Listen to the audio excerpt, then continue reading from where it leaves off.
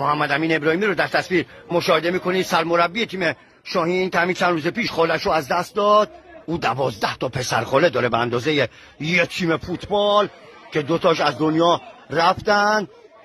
یکی از پسر خاله‌هاش به نام پرند کارمند بانک هست. بهترین سبزی خوردنی که پرند دوست داره نعنا هست. اتکلون شخصیش هم اونگارو هست که یه جوری من خودم قبلا این اتکلون رو استفاده کردم که بوی کله پارچه میده.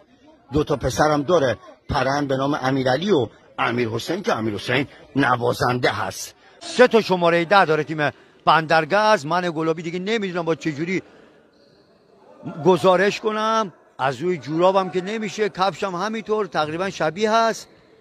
به بزرگی خودتون ببخشید اگر من اسامی بازیکن‌ها رو اشتباه اعلام میکنم چون شماره‌هاشون کاملا مشخصه دیگه. 3 تا شماره 10 دارن و یه مقدار کار ما رو سخت میکنه.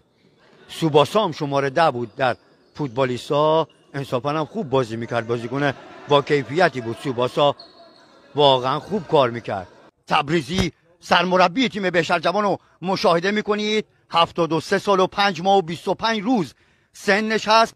24 سال پیش زمانی که داشت خونش رو میساخت، گچکار خونش استا قلندری بود و برقکار خونش هم مهندس نیکویی، لوله کشی گاز خونش هم با جناقش آقای توبه انجام داد.